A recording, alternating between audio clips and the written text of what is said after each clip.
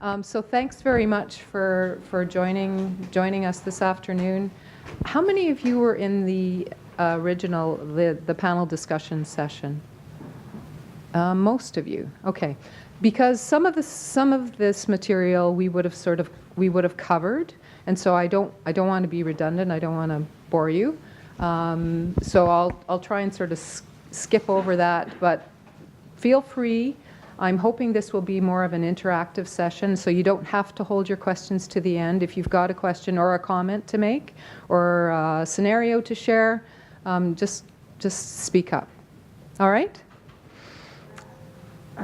So I'm not going to tell you about what Lime Connect is or does, because I think I already gave that introduction. So I'm just going to go right into the discussion on disclosure. And the objectives, that I hope they're all of our objectives, is one, to talk about disability disclosure as it relates to success. So as I was saying earlier, my recommendation, Lime's recommendation, is to share as much information about your disability. Well, one is you're comfortable with, and sometimes you need to get more comfortable, but also that's going to enable your success.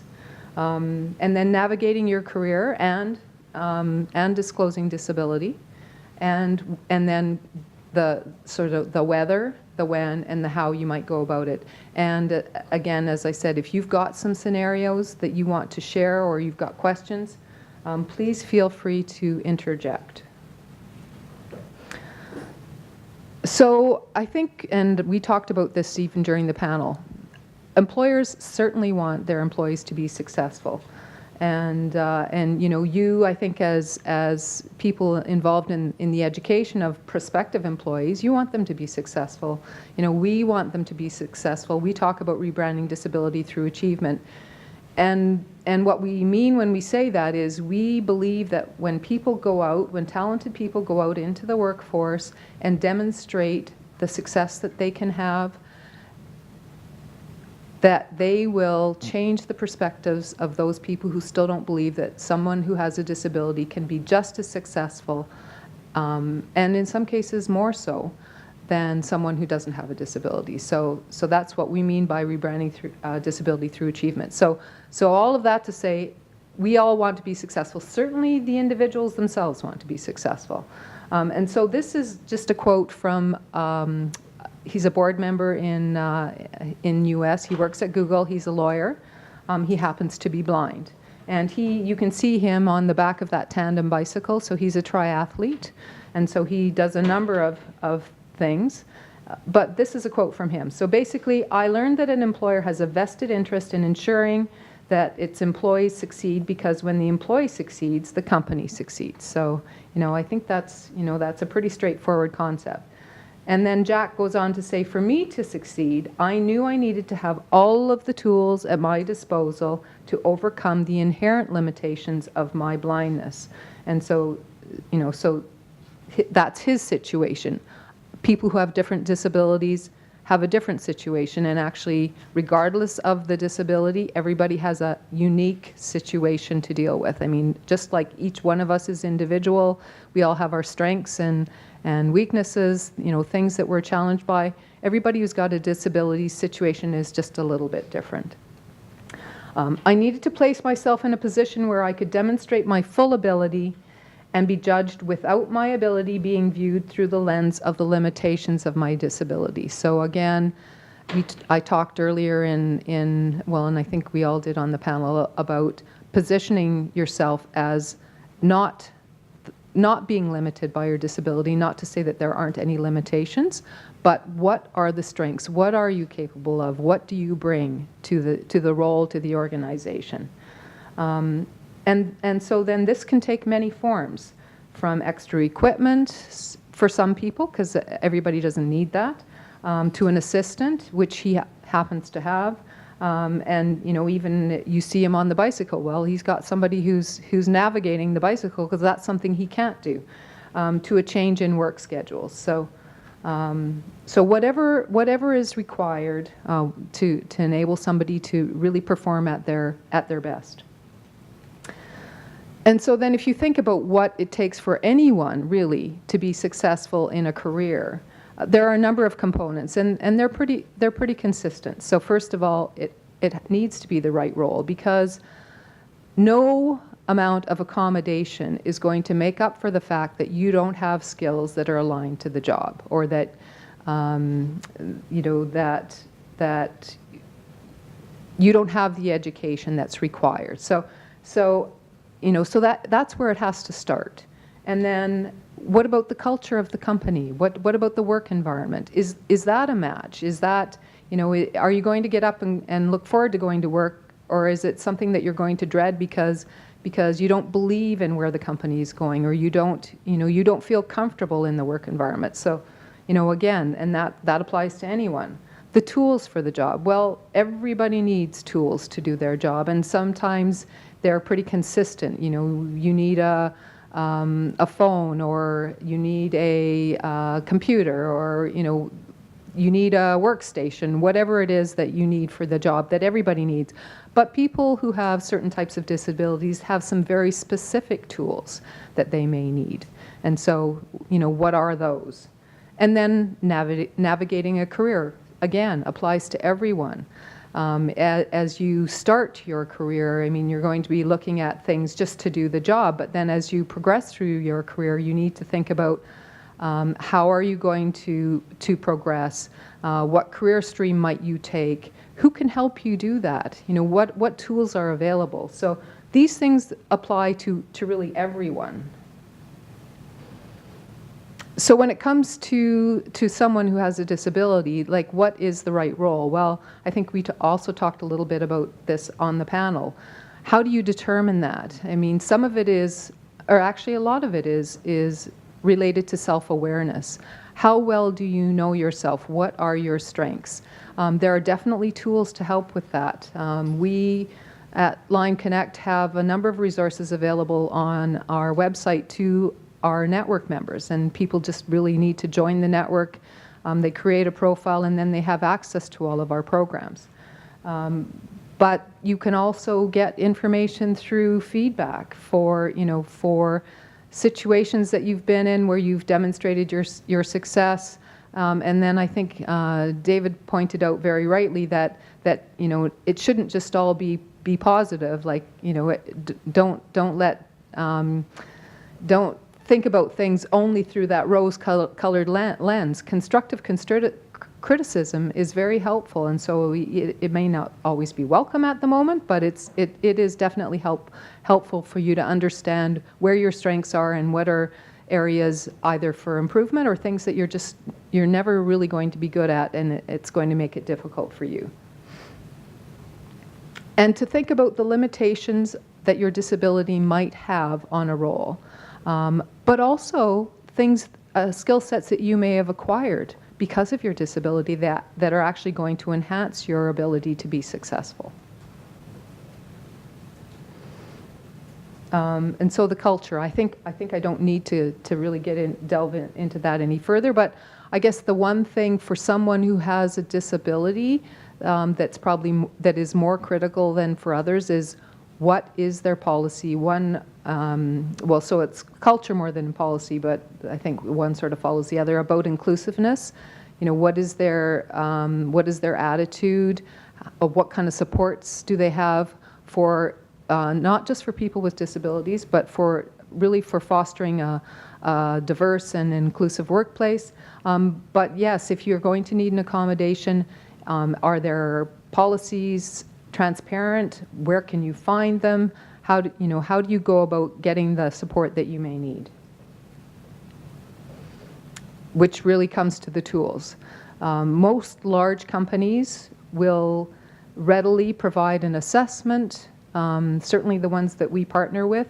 And so if a person requests an accommodation, if they don't need or don't know what they need, they have an accommodations team, or in some cases they've outsourced that support. But regardless, they will conduct an assessment. They will help the person determine what's going to enable them to be successful on the job. And being part of the solution is definitely helpful. So I think it's in every individual's best interest to have an understanding about what kinds of support that they need. For people who've been in school, obviously, well, not all of them, but a lot of them have already had an accommodation that has enabled them to be successful. Can that be translated into the workforce? Or, you know, can they see themselves what kind of tools or what kind of support strategies are going to work for them? And then again, navigating the career. So we talked about it. Is there someone? Are there mentors? Are there people that can help guide you? Have you developed a relationship with somebody, or is there someone that you trust to provide you with honest feedback? Is there someone who will give you some suggestions about maybe the direction that you might take, or how to be successful in a particular area or in a particular role? Is there someone who's going to, have your back, be your sponsor? All of those things are important, and really for anyone, not just for someone who has a disability, but to be thinking about that as you're thinking about your journey and your progression. What are the strengths that come with your disability, and what are the things that are going to make it very difficult for you to succeed with or without an accommodation? So just to be mindful of that. So actually, I'm just going to go back. So I'm just going to put it out to you. What are some of the reasons why you think someone might choose to disclose, other than the very obvious one of requesting an accommodation? Why might somebody choose to share information about their disability? Anyone? Yes. Just to have open lines of communication with your direct manager, and that just kind of fosters better trust between both of you moving forward. Yeah, absolutely. Did everybody hear that? Yeah, you've got a nice, clear voice. Definitely. I think it's by sharing information about ourselves, as people share information about ourselves, it definitely helps to build rapport and develop a trusting relationship.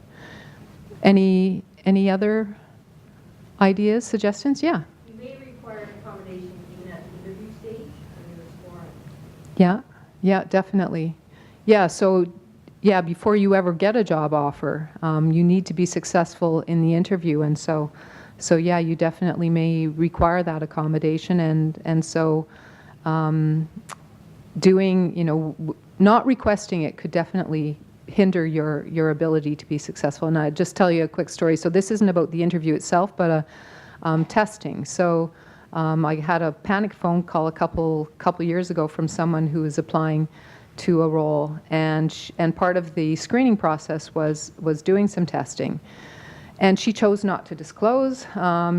She normally, at school, she would have had additional time for any testing that she did, but she thought that she could get through it, and she really just was reluctant to share. So she did the test and was not able to complete it. So she was very concerned that she'd basically taken herself right out of the running. And she said, I don't know, do you think there's anything else I can do? Because obviously, they invited her for the screening because they thought, at least on paper, she had the qualifications. And I just said to her, well, can you go back to them? And she said, well, I guess at this point I have nothing to lose, because she felt like she'd screened herself out of an opportunity. So she did. So she went back, and they said, well, we wish you had told us before, because it was a third party doing the testing, and they had to go back to the employer. And they said, but our experience has been that the employer is pretty reasonable about accommodations, and so we'll go back and ask. So anyway, she obviously looked like a strong enough candidate that somebody was willing to give her that opportunity because they did. And so she actually got through the screening, and she actually did get the job offer. But it's like one of those things that it could have gone the other way, and so it's definitely better to ask before, then, better to ask for, in this case, better to ask for permission than to ask for forgiveness. So yeah, just an example. So some other reasons. So I think we covered the first two. I think the other one is to help break stereotypes. So all of us have a perspective on just about anything that we encounter, and so sometimes people can change those perspectives. And I think a lot of us have a certain idea about what a certain disability looks like, and what people can do and what they can't do, and how how they may be limited. And so as a person who has a disability, if you don't share information about your disability, you're not going to change their perspective. And so there are a lot of stereotypes out there, and again, I'm going to give you a personal example. So I was at I was meeting with someone in Vancouver who at the business school for SFU, and he was going to be coming to our reception that evening, recruitment reception. So we were having a nice conversation. He's an outdoors enthusiast. He was talking about his cycling, and he said, well, the reason that I really got interested in cycling is because I can't drive. Legally, I can't drive. He said, my vision is poor. I have low vision, and so I can't get a driver's license. And so up to that point, I didn't even know what his disability was. So he was wearing glasses, but I just assumed that was correcting his vision. And so then he went on to say, so I'm going, oh, well, so I'm impressed that you're cycling. And he said, yeah, he said the last trip I had was I cycled from Vancouver to Whistler. So I don't know if any of you've been on that Sea to Sky Highway. I'm going, you did what? And so he said, and I said, well, like, I'm amazed. I said, congratulations. So we finished our conversation, and he said, I said, well, I'll see you at the reception tonight. And he said, yeah. He said, actually, when you see me, he said, will you just come over and let me know that you're there? He said, because I won't recognize you if you don't tell me who you are. And I went, oh. So that's how limited his vision was. And so, I work with people who have disabilities all the time, but I still had, this perspective in my mind that he must have had more vision than obviously he did, because otherwise, why in God's name would be cycling from Vancouver to Whistler? So it's, he changed the stereotype that I had in my mind. So I think there's a huge opportunity there. And then I think we also talked a little bit about this, but during the panel, in an interview, I think it's a great opportunity to talk about the strengths that come with a disability. So because there are lots of them, and companies are looking for people who've dealt with adversity. Like their adversity in really it's everywhere, but certainly in an organization out in the marketplace, it happens all the time. And so someone who's already dealt with it successfully is going to be a huge asset to an organization or to a company. Overcoming obstacles, there are lots of skill sets that people develop as a result of managing a disability. And some of it, so they talk about people who have dyslexia and attention deficit disorder as being the entrepreneurs in the world because of the way their brains function. And so, so you can actually use that to your advantage and talk about, this is my disability, and it's enabled me to be successful, and this is why. So I think there's definitely an opportunity, particularly in an interview where you've got an opportunity to have some discussion.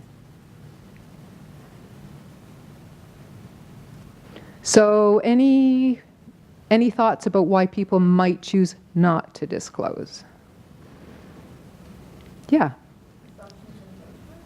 Yeah, definitely. I think that's probably the primary one, that people are really worried about the reaction that they're going to get, biases, stigma. Yeah. Any others? Off the top of your head? Yeah. I guess some people don't want to deal with that. Like, if you say you have a certain disability, some people would be like, oh, let me give you this accommodation, let me give you this, let me give you this. But at the same time, they're like, you know what? No, like, I don't want to disclose that because I don't want to be seen as someone who needs like extra services, things like that, like their own perception as well. Yeah. Yeah. No, I think that's a very good one. That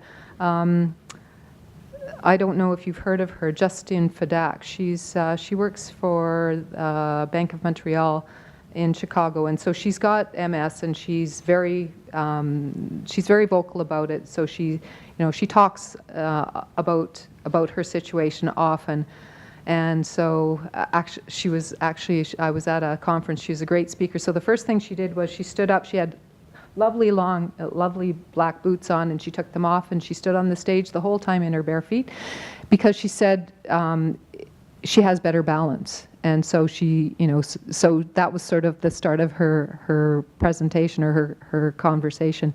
But she said somebody asked her when she first started coming out and talking about her condition, multiple sclerosis. They said, "Aren't you nervous about people thinking about you as the woman who has MS?"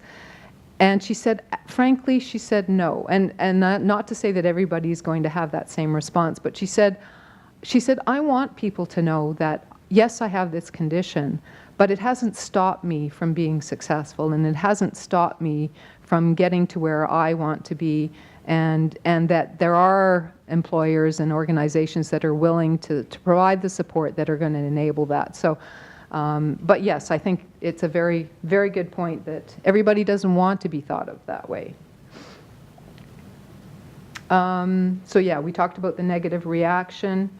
Some people just don't feel like they're equipped to have that conversation. They don't know where to begin. They don't know what they're going to say. And so it's something that I think people really do need to think about. And I mean, first you need to get comfortable with whatever it is, whatever your disability is, and then be prepared to share information, I think, in a matter-of-fact way, in a way that people can understand, without getting into the minutia maybe of a diagnosis, because everybody doesn't need to know everything. It's like somebody who tells you a story, and you're hoping to get the highlights, and then they tell you, they go on for 20 minutes and talk to you about something that you go, okay, that was way too much detail. So, what they need to know, but also in a confident way, and not just, this is the situation, this is my challenge, or these are the things that I deal with, and this is how I manage it, and this is how I've been successful. In some cases, people haven't seen evidence that a policy on accommodation is there, or they don't know where to find it, and so they're nervous. Like, what if I ask and they don't have it, or somebody sort of looks at me and goes, I don't know. So you want to see that, and that's one of the things, then we're talking to employers.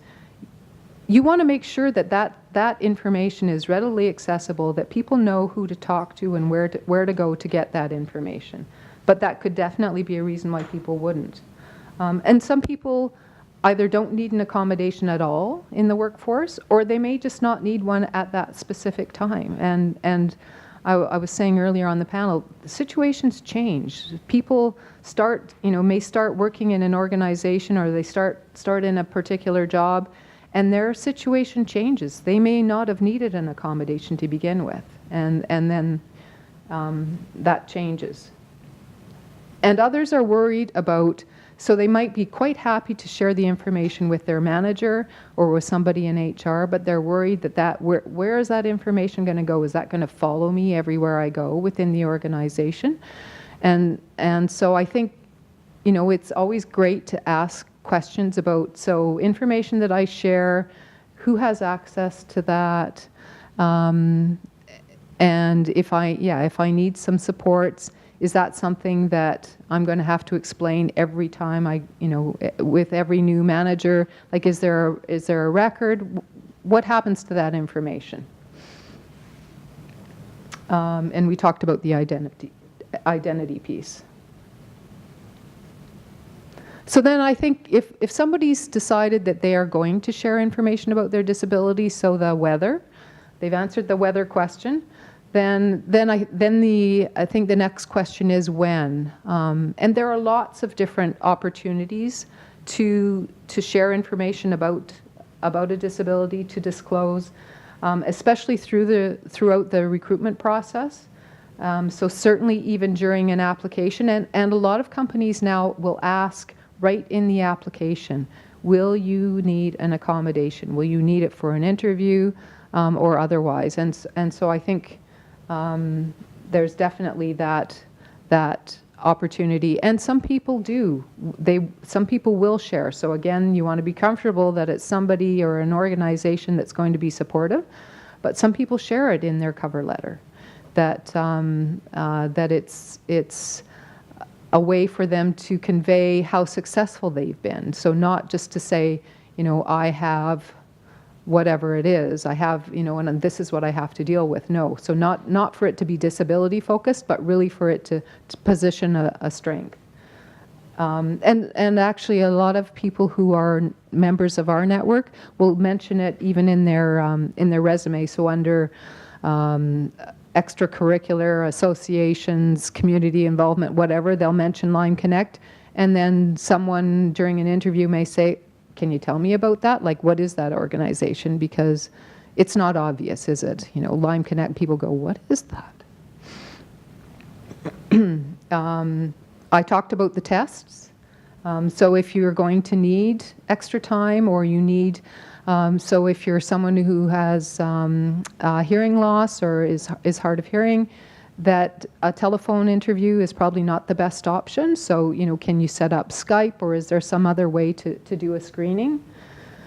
Or, again, during the interview, to highlight a skill. And then after the interview, and so say you've got an offer, and up to that point you really haven't requested the accommodation, then, but that you're pretty sure that you're going to need one, well then maybe that's the time, because again, people want to set themselves up for success. That's always what we're recommending people to do. And I already talked about this as well, that any time during the course of employment, if you either, up until a certain point you didn't need an accommodation, or you didn't think you were going to need an accommodation, the sooner people share it, I think the better off everyone is going to be. And I think the other thing is that, generally speaking, and not to say that there aren't exceptions to this, but people feel better if they can be adequately prepared, but also if you're keeping something from them, especially that is critical to the job that you're doing, then I think people feel like, okay, what else are you not telling me? So if people are looking to establish a trusting relationship, holding that information back when it's something that's going to impact performance, I think is not a good way to do that. So I think it's important to do it as soon as possible. So then the question becomes how do you go about sharing that information? And I think part of it is what's the objective? Are you just informing somebody? So is it part of a conversation? You're looking to establish a relationship, to build rapport, or are you specifically asking for an accommodation? Because it'll determine the nature of the information that you choose to share. But regardless, and unless it's somebody that you're really close to and is really interested, you don't need to give them every little detail about the disability. I think it's more, what are the facts? So I have attention deficit disorder. That means that I can multitask really well. I take in all kinds of information. My brain will take in, lots of information, but I have a hard time prioritizing, organizing it. And so that means that I have to have some tools in place in order to help me do that. And, so just to be matter of fact, like this is what it is, with confidence. And I think that will go a long ways to to having an employer or prospective employer appreciate that, yes, there's something that goes along with it, or there may be supports that are required, but that in most cases that people know how to manage it and how they can be helpful. And one of the things that we encourage people to do is to come up with some kind of a metaphor, because again, I think it helps people to relate, and really you want them to understand and then be able to do whatever they need to do. And in some cases, all that is just, oh, okay, I get it. Now I know what you're dealing with. But in some cases, it's you need them to do something for you. So some examples are someone who has hearing loss talks about being in a rock concert and being able to hear the music but not the words. And I have to say I've been to a few of those. But in their case, that's like, that's their everyday experience. And so that allows somebody to go, okay, well, I get that. I can relate to that. Or someone who has limited vision. It's like I've got a hand in front of my eye, and so at all times, and so I have this circle of vision that I have. Or I said that the person with attention deficit disorder. So it's like my brain is on Twitter, so I can take in 140 characters, although I hear they're expanding that, 140 characters, and then it jumps to the next Twitter feed. And so, that allows me to take in lots of information. As I said, I can learn and I can acquire lots of things. I can multitask, but it's organizing that information that's a challenge for me. And so then how do I deal with that? Well, I have everything in my calendar. I have reminders for things. When I have a project, I have milestones, and and I'm very disciplined because I have to be. That's how I've been successful. So it's to talk about things in a way that people can relate to, can understand, and then to position it as how are you successful then? How is that person able to be successful? So yeah, talking about the advantages and the limitations, because you want to be realistic. You want people to understand that there are some things that you cannot do. So I was talking to somebody earlier about working in an open environment, which I think is a real challenge because a lot of companies are going to that. So they're eliminating office space, and everybody's in a big room, and there's a lot of hoteling going on, which absolutely doesn't work for everybody. And so how do you deal with that? And so I didn't have a solution for him because the particular situation that he said was there was no office space available. But are you in a company? Because if you can't have the accommodations that's going to enable you to be successful, maybe that's not where you can work. But I also have heard of people saying, you know what, that because they are easily distracted and they focus better, again, in a place where there aren't a lot of distractions, that office that's back in the corner that there are no windows, that's where I want to work. And somebody goes, oh, well, nobody else wants to be there. So, so yeah, you're welcome to that. But it's to share information, again, that's going to help you be successful. It might work for the company too, or the organization. So these are just some common solutions, and so this is definitely not all inclusive. I mean, there are more types of disabilities than I could begin to tell you, and some that I'm definitely not aware of. But there are lots of different accommodations, and some of them are, technological. Some of them are just strategies, compensatory strategies. So these are just some examples. So dyslexia, voice to text, spell check. Well, I think everybody now has spell check because I don't think any of us know how to spell anymore. So, you know, extra time, and extra time is a pretty common one. And I think that is one that's probably more challenging in the workforce. You know, how can you have extra time for a project on an ongoing basis, or you know, what if you can't come to work at a certain time every day? So it is definitely something that people need to have a look at. Extra time, maybe it doesn't matter to the company whether you start at 5 o'clock and end, or start at 8 o'clock and end at 5 o'clock, as long as the work gets done. Maybe they don't care. And, you know, for some people I know with certain medical conditions, mornings are not good. So then, you know, can somebody have a flexible schedule? Can they start working at 10 if 8 o'clock is not a good time for them? So, you know, these are discussions that people need to be able to have. If you have regular doctor's appointments, well, certainly most companies allow time to go to the doctor, but if it's something that's more than, you know, every 6 months, or you know, because you've come down with the flu, then how do you accommodate that? How does that get put into a schedule? And again, an employer wants to know. So if it's going to be once a month for whatever period of time, is it something that they are willing to just grant, or is there a way to work it into the schedule? Whatever is required. Low vision, I think that's one that people are quite familiar with. The ADHD, you know, quieter space, maybe the corner office with no windows. Dysgraphia, so people who have a hard time translating information they hear into writing, so a couple of examples there. Hearing loss, short-term memory,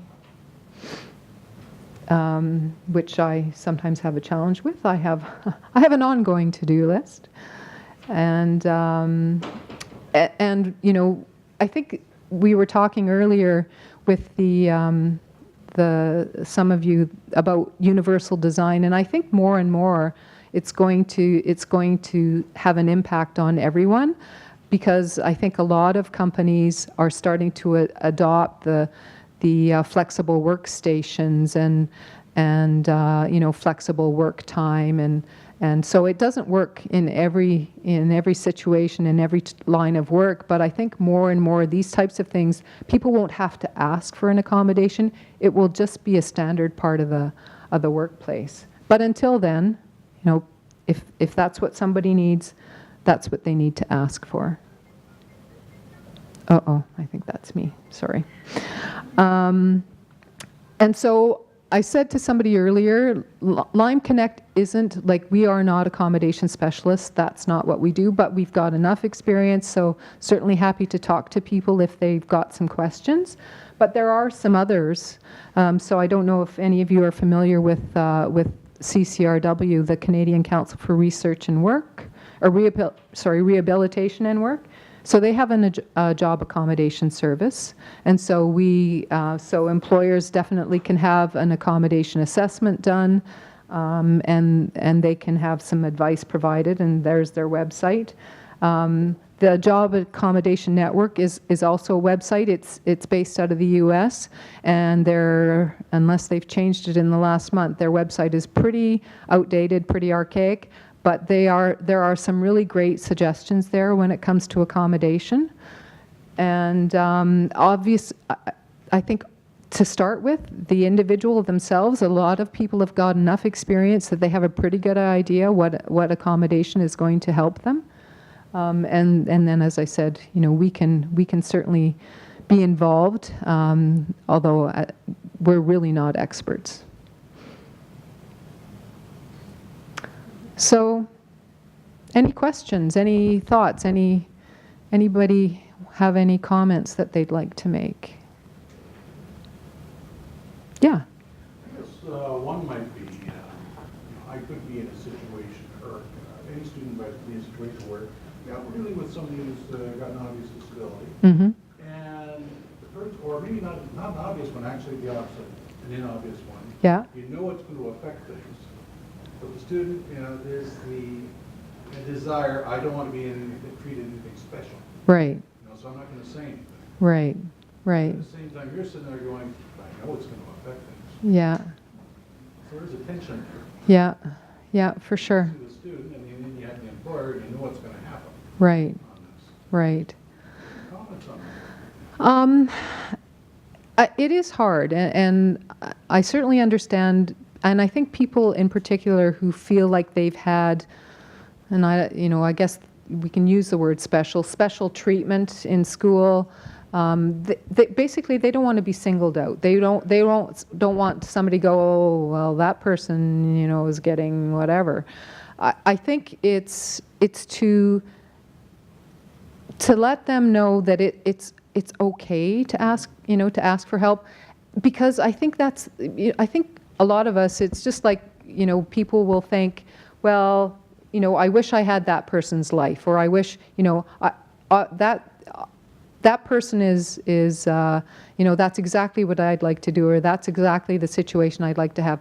We don't know what everybody else is dealing with, and I think everybody needs some help at some point in time, and it may not be related to disability at all.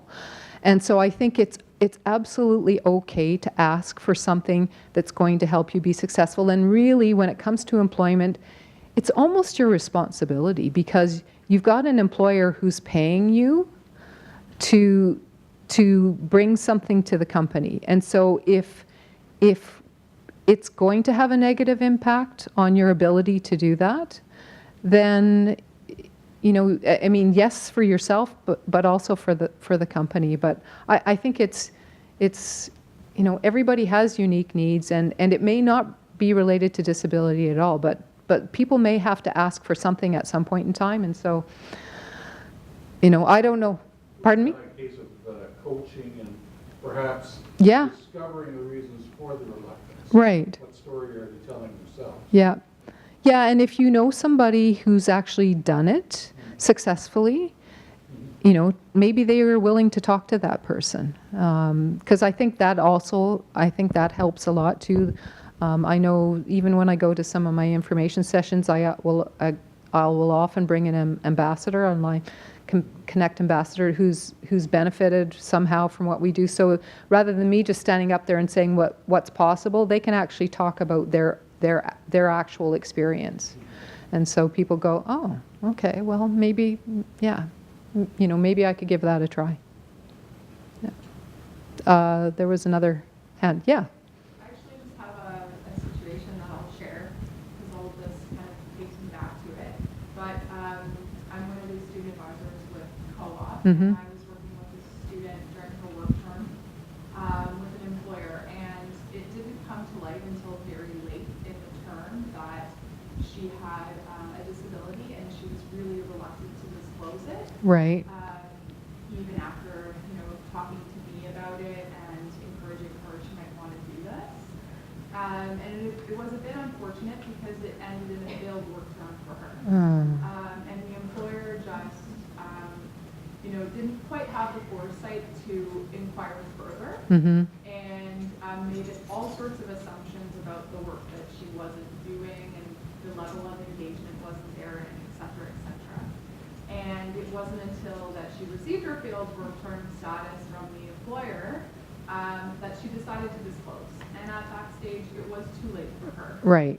And though it was a very unfortunate outcome, the employer was looking at things a little bit differently, but also could go back in time and change things. Yeah. But at that stage, it was a great lesson learned for the student, and in helping coach her afterwards, I was able to connect her with our accessibility team on campus, Uh-huh. who then provided her with some further support, which she needed in order to be successful for her next interview. And I have to say that she did get a lot of support and was extremely successful in the remainder of her co-op terms. Yeah. No, that's great. Well, and it's unfortunate that as humans we often learn mistakes from bad experiences. So, but from our mistakes, and so I think it's those hard lessons are the ones that seem to stick with us. So, it's as you said, it would have been better if she'd shared it initially.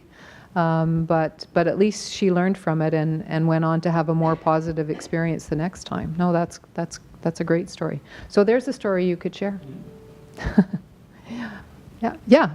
So as opposed to a lot of the student advice in the room working at Co-op, I work in a program that often involves students in volunteer positions. Okay, yeah. Is there a different set of rules? Are there different requirements? Yeah, well, there probably aren't so many rules. But I think the best practices, I think it's, I think all the same concepts still apply. If you're, if somebody's going to be doing something and they're going to need some additional support, or they need people to be aware of certain things, that it's really in their best interest to tell somebody. And, so I'll just use another example. And this wasn't a volunteer situation, but it could have been. So someone who had epilepsy was working for a bank in their front line in their retail banking, and chose not to share. It was he thought he could manage it. He didn't want to tell anyone, but unfortunately had a seizure during banking hours, and he took everybody by surprise. So everybody was caught off guard. The manager didn't know anything about it. His coworkers didn't know what to do. The customers were all upset. And so fortunately, somebody finally figured it out before, got him at least situated so he wasn't going to hurt himself. But afterwards, the manager was very upset and said, really, this is a safety issue, and besides that, I couldn't help you. Like, I didn't know how to help you. And so I think that's what you want. You don't want people to be putting themselves and other people in that situation. And so every case isn't going to be a safety issue, but still, I think the principles still apply. Yeah.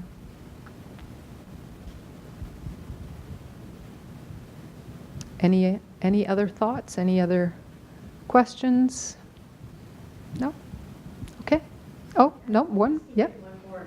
So on a level of looking for employment or helping guide someone looking for employment, immediately government agencies and large corporations come to mind as probably being good places to look for having supports in place for people managers who will be ultimately doing the hiring.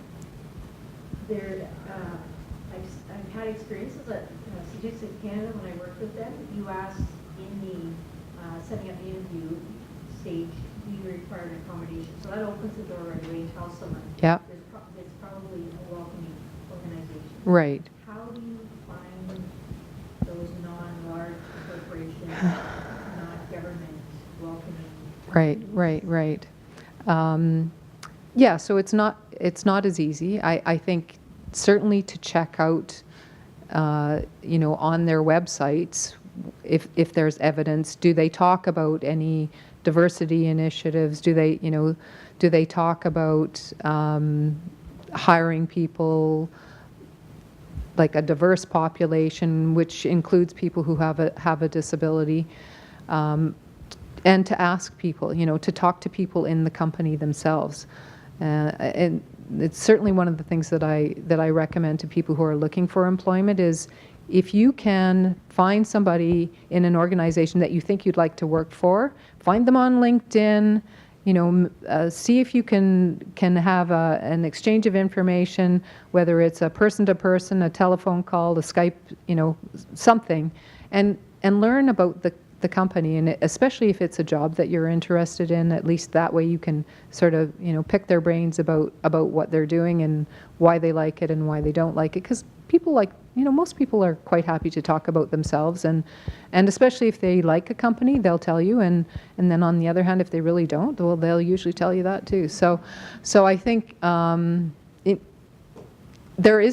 don't have an easy answer. I think people have to do some research and some homework. But I think Lisa, who was, I don't know if you were here for the panel discussion, but so the Canadian Business Sensibility, they work with a lot of smaller, medium-sized companies that are definitely interested in hiring people who have disabilities, so they are looking to be inclusive, and so you may want to touch base with them. Yeah. Right. So I don't know if I heard everything that, well, I didn't hear everything you said, so I'm just going to see if, this is what you said. So basically, you're asking, how do you help them to have confidence, or? I guess, how do you make that connection first quickly to, you know, when you notice a lot of it is that it's not really advice they need right now, it's the confidence they need. Right. Here's the advice. Right, right, right. Go ahead and do the actual advice. Right. Because a lot of this is on the internet. I can read it, I can see it, Sure. but it doesn't mean I'll actually follow through. Yeah. Everyone is advised to reach out to these students quickly, make that connection, to help them build that confidence quicker. Or if you have resources that help with that as well, that might be open for free to the person with disability. Yeah. Well, everything that we do is free. I mean, our corporate partners pay us a partnership fee, and so even though when it comes to employment, that's who we connect people with. Our resources are free. People have to join our network. That there's no cost for doing that. So that's one thing. As far as as far as, note to self, turn your phone off. As far as helping people to have confidence, I think a couple of things. Can you connect them with somebody who has had success? I guess that's one question. And certainly helping them to be prepared so that they don't have either their next experience is more positive, or that they don't have that really negative experience to start with. Because I think, as you said, you can give them all the advice in the world, but if people don't, if they don't prepare themselves, it's not going to help. Like people, I know a few people who can, just off the cuff go and talk to people and do, they can talk about anything. And actually, I was talking to somebody who said, well, she's a consultant. She said, she says that now, but she couldn't always say that. Like you just learn to talk. But most people have to be prepared, and so it's like anything. You have to practice. You have to practice. You have to practice. And yeah, whether it's in front of the mirror, talking to your dog, cat, family member, video recording yourself. Actually, it's probably better because your dog and your cat probably isn't going to give you much feedback. But I think it's being prepared, and I've certainly learned that myself through experience, that sometimes you think you know something well enough you can just do it, but just taking that a little extra time makes all the difference in the world. And I think that's, I think that certainly helps, but I think also to share other people's success is helpful. And to hear it from them, that the person who's been successful, I think that it's just all that much more meaningful. Yeah. One of the ways in Ontario that people can connect with peers in their community is through bigwhitewall.com. Oh. It's moderated, it's relatively new, and it's free if you enter your Ontario postal code. Okay. They're called bricks, I think, and they're communities that you can interact with that have shared characteristics. Mm-hmm. So that could be a really good place to refer people to connect with someone else who's been successful in that way before, or to get advice from people who've had to navigate that type of conversation. Okay. Bigwhitewall.com. That's great. Thank you. Yeah. So something triggers that person's in danger, Yeah. then that they will intervene in contact. Okay. Good to know. Yeah, thanks for sharing that. Mm-hmm. The other piece of that is CBT modules. Right. Even supporting people in identifying what narratives are a barrier in that conversation for them, and developing some techniques to change those narratives. Yeah. All of that content can be very Yeah. helpful. Yeah, no, that's good suggestion. Yeah, thank you. All right. Well, thank you very much. Thanks for the questions, the discussion, for taking the time, and yeah, good luck with all your conversations and your coaching and your advice. We'd like to thank Karen for coming here.